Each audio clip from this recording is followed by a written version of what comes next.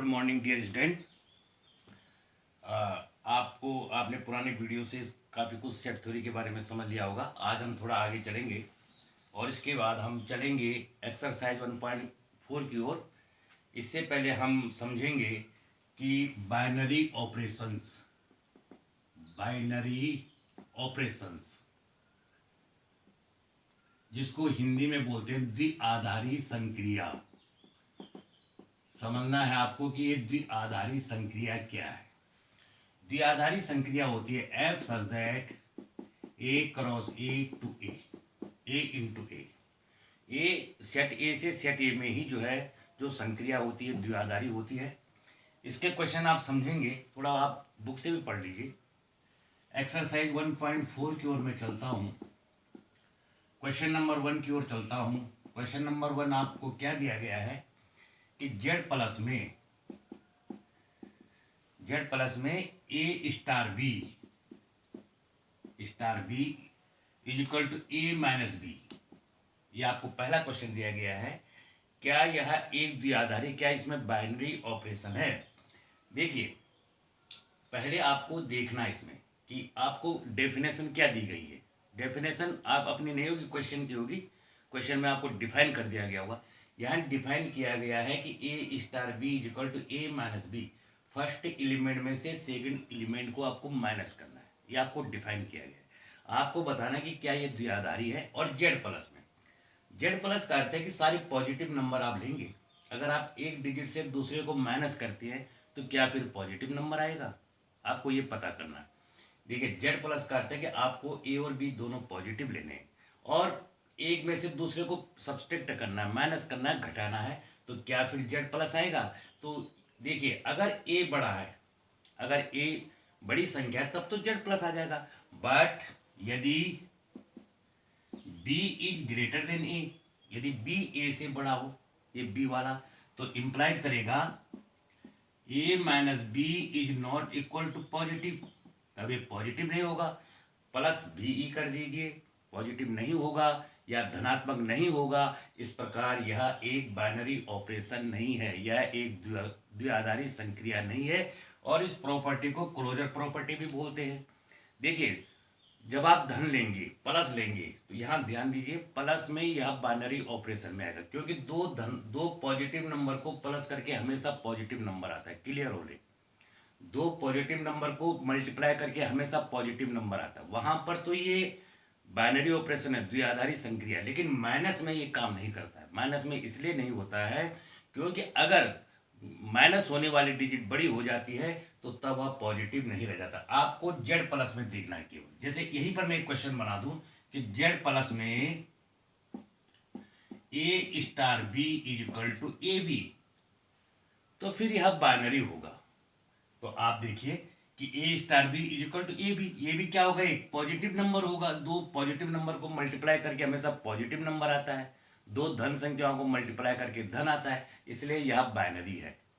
ध्यान दीजिए, अगर मैं इसको प्लस भी कर दूं, A star B is equal to A plus B, तब भी यह बाइनरी होगा। इसको क्लियर कर ले, केवल ए माइनस बी वाले मामले में यह बाइनरी नहीं होगा। अब हम थोड़ा क्वेश्चन नंबर 2 की ओर चलते हैं। थोड़ा सा आपको भी बुक का सहारा ले लेना चाहिए। बगैर बुक के आप नहीं चल पाएंगे, तो डायरेक्ट क्वेश्चन, इससे पहले थोड़ा उसकी थ्योरी भी आपको समझनी चाहिए। अब क्वेश्चन नंबर 2 की ओर चलेंगे हम। क्वेश्चन नंबर 2 में दे रखा आपको कि क्या निम्न में इन द फॉलोइंग क्वेश्चंस क्या कॉम्यूटेटिव लॉ और एसोसिएटिव लॉ होल्ड होता है कि नहीं होता। कॉम्यूटेटिव लॉ होते हैं क्रमभिन्न में। क्रम बदलने से अगर प्रश्न पे कोई फर्क नहीं पड़ता है तो उसको क्रमभिन्न में बोलते हैं। और एसोसिएटिविटी में हम 3 एलिमेंट्स लेते हैं। पहला क्वेश्चन है, देखिए दूसरे का फर्स्ट क्वेश्चन देखिए आप। दूसरे का फर्स्ट है, देखो अब आपको define A star B is equal to A minus B, यही क्वेश्चन है जो पहला वाला क्वेश्चन है। उसमें तो केवल क्लोजर पूछा गया, प्लस का क्या प्लस आएगा कि नहीं। यहाँ पे आपको पूछा गया है कि क्या यह लॉ जो है कॉम्यूटेटिव है या एसोसिएटिव है। कॉम्यूटेटिव का अर्थ होता है कि अगर आप इनकी क्रम बदल दें, ए स्टार बी और बी स्टार है, ये दोनों इक्वल होने चाहिए। तो देखिए कैसे डिफाइन किया गया है, ए स्टार बी, या यहाँ आपको डिफाइन किया गया है ए माइनस बी, तो ए माइनस बी आ जाएगा। Is not equal to B minus A minus B minus A के बराबर नहीं होता, इक्वल नहीं होता। Is not equal to B star A. ये देखिए, आप समझिए, अगर मैं ए स्टार बी मुझे डिफाइन किया गया ए माइनस बी, तो अगर मैं इसको उल्टा कर दूं, बी स्टार ए कर दूं, तब बी माइनस ए होगा, नहीं होगा इस डेफिनेशन के अनुसार। देखो डेफिनेशन आप अपनी नहीं, क्वेश्चन की देखिए। तो ये दोनों बराबर नहीं हो सकते, तो इक्वल नहीं है, क्योंकि एक इन दोनों में से एक ना एक माइनस जरूर आएगा। अगर ए माइनस बी पॉजिटिव है तो बी माइनस ए नेगेटिव आएगा। तो इस प्रकार यह कॉम्यूटेटिव लॉ क्रम विनिमय नहीं है, क्रम विनिमय नहीं है। अब देखिए साहचर्य, एसोसिएटिविटी, इसको आप हिंदी में, क्योंकि ताकि सभी लड़के इसका फायदा ले लें, एसोसिएटिविटी का साहचर्य में हम तीन एलिमेंट लेते हैं। देखिए ए, देखो मैंने लिया ए स्टार बी स्टार सी।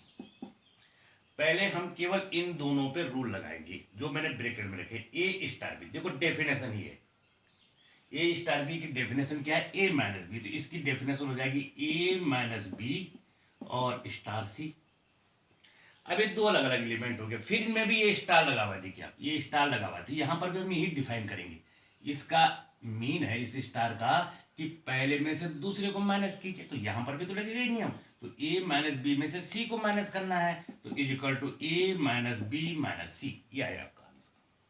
अब मैं इसको ए को अलग कर देता हूं और बी स्टार सी को देखता हूं। देखिए ऐसे आपको एसोसिएटिविटी निकालनी पड़ती है। पहले दो को लिया, फिर तीसरे से लिया, फिर पहले को छोड़ा, लास्ट दो को लिया, फिर पहले के साथ इसका ऑपरेशन देखा। तो देखिए पहले ब्रैकेट में बी स्टार सी, तो इस डेफिनेशन के अनुसार जब A star B equal to A minus B, तो B star C equal to B minus C, तो ये हो जाएगा A star B minus C. ठीक हो गया। इसके बाद फिर यहां पर भी स्टार लगा हुआ है, देखिए आप स्टार लगा हुआ है, तो फिर ये स्टार माइनस में बदलेगा, ये भी माइनस में बदलेगा, तो A minus B minus C और is equal to A plus A minus, sorry, ये हो जाएगा आपका A minus B plus C. देखो यहाँ एलएचएस में A minus B minus C और आरएचएस में A minus B plus C, तो यहाँ A minus B minus C is not equal to A minus B plus C, ये दोनों बराबर नहीं है, ये तो ए माइनस बी माइनस सी है। तो इस प्रकार यहाँ एसोसिएटिव लॉ होल्ड नहीं होता है। इस प्रकार दिए गए जो बाइनरी ऑपरेशन का जो क्वेश्चन है A star B equal to A minus B, न तो इसमें कम्यूटेटिव लॉ क्रम विनिमय नियम लागू होता है और न इसमें एसोसिएटिव लॉ लागू होता है। इस प्रकार आप देख लीजिए, समझ लीजिए कि कैसे प्रश्नों को किया जा रहा है। आपको अपनी ओर से कोई डेफिनेशन नहीं, जो भी डेफिनेशन आपको क्वेश्चन में दी गई है आप उसी डेफिनेशन का यूज करेंगे। जो भी आपको बाइनरी ऑपरेशन की जो डेफिनेशन दी गई है, देखिए इसी में एक क्वेश्चन है कि फोर्थ वाला पार्ट, टू का फोर्थ वाला पार्ट आप देखते हुए रहिए। सवाल देखिए, जेड प्लस में A star B is equal to two to the power A B. देखो ये डेफिनेशन है, जिन भी दो एलिमेंट पे हम बाइनरी ऑपरेशन लगाएंगे वो टू की पावर में मल्टीप्लाई के रूप में चली जाएंगे। देखिए आप, A star B is equal to two to the power A B, तो बी स्टार ए बराबर B star A is equal to two to the power B A star B is equal to two to the power A B, तो B star A is equal to two to the power B A, और A B और B ए दोनों equal होती हैं, इनमें commutative law होता है, तो इसी को two to the power A B भी लिख सकते हैं। देखो दोनों बराबर आ गए, इक्वल है दोनों। तो हियर यहाँ here A star B is equal to B star A, so commutative law holds. यहाँ पर कम्यूटेटिव क्रम विनिमय का नियम लागू होता है। देखिए आप, A star B is equal to two to the power A B, तो B star is equal to two to the power B A is equal to two to the power A B, ये दोनों बराबर है, इसलिए commutative law hold होता है। अब हम तीन में लेंगे, तीन में हमने क्या करना है, पहले दो को लेंगे। दूसरा देखिए एसोसिएटिविटी, साहचर्य का नियम यहाँ पे लागू होगा कि नहीं, ए स्टार बी स्टार सी। देखिए आप यहाँ पे डेफिनेशन देखिए, जिसपे भी स्टार लगा होगा वो टू की पावर में चला जाएगा, two to the power A B और स्टार सी। अब यहां पर भी फिर स्टार है, तो इन सबको मल्टीप्लाई के रूप में टू की पावर में जाना है, तो हो जाएगा two to the power A B into C. ऐसा हो जाएगा। अब आप इसको देखिए, A star B star C. अब आप पहले इन दोनों पे लगाइए, तो इन दोनों पे इस नियम, इस रूल के अनुसार दोनों को पावर के रूप में जानना है, तो बी स्टार सी इक्वल हो जाएगा ए स्टार 2 बी सी। ये देखिए, पहले इन पे लगेगा लॉक, और उसके बाद फिर देखिए इन, यहां पर भी स्टार बना हुआ है, भी ये बाइनरी ऑपरेशन है, तो बाइनरी ऑपरेशन के द्वारा फिर इनको भी 2 के रूप में जाना है। तो ये कैसे चला जाएगा, 2 ए 2 बी सी। देखिए ये दोनों इक्वल नहीं है, ये दोनों इक्वल नहीं। आप लिखेंगे this is not equal to this, आप इन दोनों को लिखेंगे, इक्वल साइन काट देंगे, तो यहां एसोसिएटिव लॉ होल्ड नहीं होता है। इस प्रकार ये जो क्वेश्चन है A star B equal to 2 ए, इसमें क्रम विनिमय कॉम्यूटेटिव लॉ तो होता है, लेकिन इसमें एसोसिएटिव साहचर्य का नियम इस पर लागू नहीं होता। देखिए कैसे हमने सॉल्व किया, पहले हमने ये दो लिए, ए स्टार बी स्टार सी को अलग छोड़ दिया, तो इसमें जो है इसकी परिभाषा के अनुसार, डेफिनेशन के अनुसार 2 ए बी, देखिए ये लगा दिया 2 ए बी स्टार सी, और फिर जो जिन दोनों के बीच में भी स्टार लगा इन सबको 2 की पावर में जाना है। ऐसे ए स्टार बी स्टार सी। इस प्रकार जो क्वेश्चन हमको दिया गया है इसमें कॉम्यूटेटिव लॉ तो लगता है, लेकिन एसोसिएटिव लॉ नहीं लगता है। इस प्रकार आप प्रश्नों को देखते जाएंगे, क्वेश्चन को समझते जाएंगे। यहीं पर एक क्वेश्चन नंबर थर्ड क्वेश्चन दे रखा है, आपको दे रखा है ए इक्वल टू 1 2 3 4 5, और आपको ये बाइनरी ऑपरेशन दिया गया है, एक ऑपरेशन दिया गया है A operation B is equal to निम्नतम of A B. A B का मिनिमम लेना, आपने ए और बी का मिनिमम लेना है। तो इसके लिए हम देखो टेबल बनाएंगे, 1 2 3 4 एंड 5। ये यहाँ पर बाइनरी ऑपरेशन लग जाएगा, इधर भी हम टेबल बनाएंगे 1 2 3 4 एंड 5, यहाँ भी टेबल बनाएंगे, देखो टेबल बन गई। अब देखिए 1 1 में जो मिनिमम है 1 होगा, 1 2 में जो मिनिमम 1, 1 3 में 1, 1 4 में 1, 1 5 में 1। आपको डेफिनेशन क्या दे रखी है कि A operation B is equal to minimum of A B. देखिए आप 2 1 में 1, 2 2 में मिनिमम 2, 2 3 में 2, 2 4 में 2, 2 5 में 2, 3 1 में 1, 3 2 में 2, 3 3 में 3, 3 4 में 3, 3 5 में 3, 4 1 में 1, 4 2 में 2, 4 3 में 3, 4 4 में कौन मिनिमम है, देखो 4 5 में कौन मिनिमम है 4, वैसे ही 5 1 में मिनिमम 1, 5 2 में 2, 5 3 में 3, 5 4 में 4 एंड 5 5 में 5। इस प्रकार आपकी यह टेबल बन गई। देखिए इसी प्रकार अगर आपको कोई क्वेश्चन दे रखा है एलसीएम एचसीएफ का, तो आपने देखना है 1 1 का एलसीएम, 1 2 का एलसीएम, 1 3 का एलसीएम, 3 2 का एलसीएम, 3 4 का एलसीएम, ये लिखना है। इसमें क्वेश्चन में आए बीच में कि निम्न के एलसीएम और एचसीएफ, तो आपने टेबल बनानी है। इसके बाद हम चलेंगे, थोड़ा आगे चलते हैं, एक आता है यहां पर आइडेंटिटी एलिमेंट।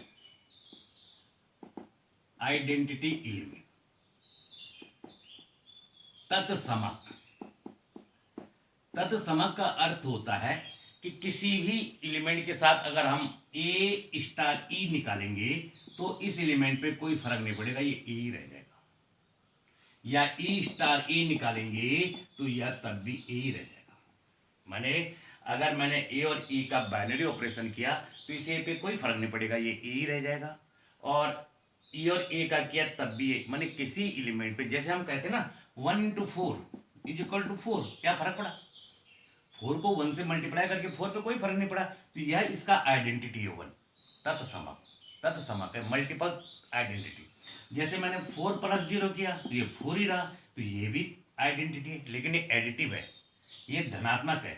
0 को प्लस करने पे डिजिट पे कोई फर्क नहीं पड़ता है, और 1 से मल्टीप्लाई करने पे डिजिट पे कोई फर्क नहीं पड़ता, इसलिए यह गुणात्मक मल्टीप्लिकेटिव आइडेंटिटी है, यह धनात्मक एडिटिव आइडेंटिटी है। तो इस प्रकार हमने जो हमको क्वेश्चन दिया होगा उसके अनुसार हमने देखना है।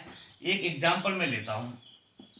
आपके पास एक एग्जाम्पल है कि यदि A star B is equal to A B upon C B. एक एग्जाम्पल ले लीजिए आप, बुक में क्वेश्चन होगा तो आप देख लीजिए, एग्जाम में इसके क्वेश्चन आते हैं, रेगुलर आते हैं। A star B is equal to A B upon seven, तो इसमें आइडेंटिटी क्या होगा, माने यहाँ पे मैं बी की वैल्यू क्या रखूँ कि ए पर कोई फर्क नहीं पड़ेगा। सीधी सी बात है, आप देख लीजिए बी का मान आप 7 रख दीजिए यहाँ पर, 7, तो 7 से 7 कट जाएगा तो ए ही तो रहेगा। तो इस प्रकार आप डायरेक्ट जो ऑब्जर्वेशन से भी देख सकते हैं कि बी की वैल्यू अगर मैं 7 रख दूँ, देखिए आप यहाँ रख दूँ 7, तो ये हो जाएगा ए इंटू 7/7, तो ए रह जाएगा। तो यहाँ पर हम लेंगे कि A star E is equal to A is equal to E star E, ये रूल है इसका। तो और आप देखिए ए स्टार ई की परिभाषा देखिए, ए स्टार ई की डेफिनेशन क्या हो जाएगी यहाँ से देखिए, A star A E upon 7, A E upon 7 is equal to A, यहाँ देखिए आप, ये होता है आइडेंटिटी। ए स्टार ई पर कोई फर्क नहीं पड़ना चाहिए। तो मैंने इस डेफिनेशन के अनुसार ए स्टार ई की वैल्यू निकाली, तो ये आया A E upon 7, A E upon 7 is equal to A से ए कैंसिल कर दीजिए, वहाँ 1 रह जाएगा, इंप्लाइज करेगा ई इज इक्वल टू 7। यहाँ पर आइडेंटिटी एलिमेंट 7 देखिए आप। और वैसे भी मैंने कहा जनरल ऑब्जर्वेशन से भी आप देख सकते हैं, लेकिन ये लिखा हुआ है A star E is equal to A. थोड़ा आपको मेहनत करनी पड़ेगी क्योंकि हम इस समय फेस टू फेस नहीं पढ़ा पा रहे क्लास में, तो थोड़ा दिक्कत तो आती है। इसके बाद होता है इनवर्स। इनवर्स होता है कि ऐसा एलिमेंट, इनवर्स आइडेंटिटी हो गया। अब इसके बाद हम चलेंगे इनवर्स पर। इनवर्स का अर्थ होता है ऐसा एलिमेंट जिससे आइडेंटिटी आ जाए, इनवर्स। छोटी आपने कक्षा 9-10 में किए होंगे क्वेश्चन। देखिए अगर मैं 4 को 4 देखिए आप 4 में -4 कर दूं तो 0 आ जाएगा, ये आ गया आइडेंटिटी। तो 4 का एडिटिव इनवर्स धनात्मक व्युत्क्रम ऋण 4 है। और अगर मैं 4 को 1/4 से मल्टीप्लाई कर दूं तो ये 1 आ जाएगा। ये भी मैंने कहा था ये गुणात्मक तत्समक है, तो 4 को 1/4 से मल्टीप्लाई करके 1 आ जा रहा है। तो इसका मतलब इसका जो व्युत्क्रम है, मल्टीप्लिकेटिव व्युत्क्रम, गुणात्मक व्युत्क्रम 4 का 1/4 है, और धनात्मक एडिटिव इनवर्स 4 का -4 है। इसी प्रकार आपने क्वेश्चन में देखना है कि दोनों चीजें आपने निकालनी है। एक एग्जांपल मैं आपके सामने लेता हूं और इससे आप सीधे समझ जाएंगे, पूरी तरह समझ जाएंगे आप कि देखिए आपको एक क्वेश्चन दे रखा है कि एक क्वेश्चन है, वही ए ले लेते हैं, A star B is equal to A B upon 6। इसका पहले आइडेंटिटी निकालेंगे। सीधी बात है, बी इज इक्वल टू 6 रख दो तो कोई फर्क नहीं पड़ेगा, आइडेंटिटी इसकी 6 होगी। तो फिर भी आप करना चाहें तो A star E is equal to यहाँ से डेफिनेशन से ए इंटू ई अपॉन 6, और ये ए के बराबर आना चाहिए और इज इक्वल टू ए आना चाहिए। ए से ए कैंसिल हो गया तो ई इज इक्वल टू 6। अब इनवर्स निकालने के लिए क्या करना चाहिए, इनवर्स व्युत्क्रम निकालने के लिए देखिए हम यहाँ पर कौन सी वैल्यू रखें, यहाँ पर कि ये ई आ जाए, ये 6 आ जाए, ई इज इक्वल टू 6 ये वैल्यू आ जाए। यहाँ पर कौन सी रखूँ मैं कि यहाँ पर ये 6 आ जाए। तो देखिए, तो इसका मान लीजिए कि मैंने माना व्युत्क्रम x है, व्युत्क्रम x है, let the inverse is x। क्या मान लिया मैंने, let the inverse is x। तो क्या होना चाहिए, A star x is equal to E आना चाहिए। ये देखो ये इनवर्स की डेफिनेशन है कि किसी भी एलिमेंट के साथ बाइनरी ऑपरेशन करके ई आ जाना चाहिए। ई मीन 6, इस क्वेश्चन के अनुसार 6। हर क्वेश्चन में हर क्वेश्चन की आइडेंटिटी अलग अलग होगी, यहाँ पर 6 आ जाना चाहिए। तो इसके अनुसार मैंने ये डेफिनेशन के अनुसार ये हो जाएगा A X upon 6 is equal to 6। अब आप देखिए तो इंप्लाइड करेगा x इज इक्वल टू 6 या 36 अपॉन ए, 36 अपॉन ए इसका इनवर्स होगा। देखो कैसे सॉल्व किया, A binary A star X is equal to E होना चाहिए।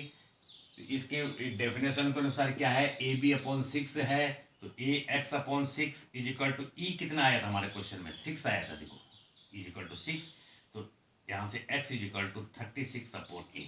और मीन्स ये है कि यहाँ पर अगर आप बी की वैल्यू 36/a रख दें, 36/a रख देंगे तो आपको ये वाला e मिल जाएगा। जरा देखिए आप यहाँ पर रखिए वैल्यू ab/6 में a इंटू यहाँ दे, अगर आपको दिखाई दे a इंटू 36/a, 36 ये ए बी ए है ना, ए इक्वल ए और 36/a का निकालिए तो इस डेफिनेशन के अनुसार यहाँ देखिए ab/6 होना है तो a इंटू 36/a/6 और ए से ए कैंसिल हो गया, ये देखो 6 आ जाएगा, इसकी आइडेंटिटी आएगी। फिर समझिए, फिर एक बार समझिए कि सपोज कीजिए कि लेट इसका इनवर्स x है तो a star x is equal to E आना चाहिए। ये इनवर्स की होती है कि आपको आइडेंटिटी मिल जानी चाहिए। आइडेंटिटी यहाँ पर 6 है, प्रत्येक क्वेश्चन में अलग अलग आइडेंटिटी होगी, ये 6 आ जाना चाहिए। डेफिनेशन है a star x is equal to ax/6, ax/6 equal to 6। यहाँ से मैंने x की वैल्यू निकाली तो 36/a। इसका मतलब ये है कि अगर मैं किसी भी इस a के साथ इसको ऑपरेट करूँ a इंटू 36/a तो देखो डेफिनेशन के अनुसार क्या हो जाएगा, दोनों को मल्टीप्लाई करके अपॉन 6, दोनों को मल्टीप्लाई करके अपॉन 6, अरे 6 आ गया। ये इनवर्स की जो है डेफिनेशन होती है। आशा है कि आप लोगों की समझ में आ रहा होगा। इसी वीडियो के साथ हमारा समुच्चय वाला लेसन समाप्त हो गया है। कल से आपको इनवर्स ट्रिग्नोमेट्रिकल फंक्शन, प्रतिलोम त्रिकोणमितीय फलन के बारे में पढ़ाया जाएगा। धन्यवाद।